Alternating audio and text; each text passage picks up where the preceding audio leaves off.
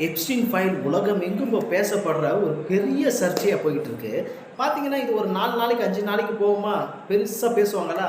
இதுதானே நடக்குது. புதுசா அப்புறம் எதனா ஒரு கதை கடிச்சிச்சுன்னா, அப்புறம் இந்த கதை அப்படியே போச்சு. இத அப்படியே மூடி மறைக்க வேண்டியதுதான்.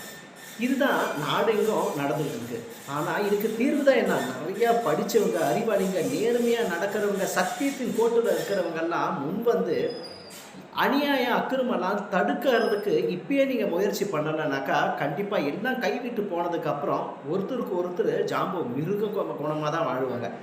ஏன்னா, சாத்தானுங்கிறது ஒ எல்லா மனித ரூபத்திலயும் வந்து எல்லாரையும் ஆட்கொண்டுடுச்சு. இப்போ நீங்க ஒரு சிங்கம், புலிகளும் தன்னுடைய ஒரு க செ இறந்து போனா, தன்னுடைய ஒரு இனத்த சாப்பிடாது. ஆனா, மனுஷன் சாப்பிடுறான்னு சொன்னா, எவ்வளோ ஒரு அருவருப்பா கேவலமா இருக்கு. ஏன்னா, மிருகத்த கூட நம்ம ஒப்பிட முடியாத அளவுக்கு செய்றான் அந்த செயல.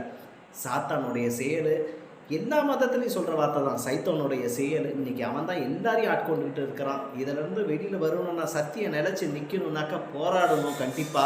உண்மைய என்னைக்கும் ஜெயிக்கணும். பாருங்க, என்னைக்கும் உண்மை ரொம்ப நாளைக்கு ஒளிஞ்சு நிக்காது. மறைச்சு வைக்க முடியாதுன்னு சொல்லுவாங்க.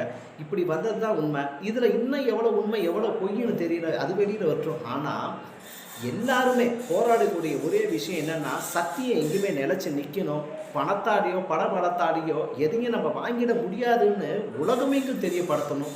அத தெரியப்படுத்திட்டாக்கா, இன்னும் கொஞ்ச நாளைக்கு இந்த உலகத்துல நம்மளும் வாழ்வோம், உலகமும் இருக்கும். இல்லனாக்கா, போற போக்க பார்த்தா, இன்னும் ஒரு 500 வருஷம், 1000 வருஷம் தேங்கி நிக்கும் இந்த பூமினாக்கா, அந்த ஜெனரேஷன்லாம் பார்க்காது.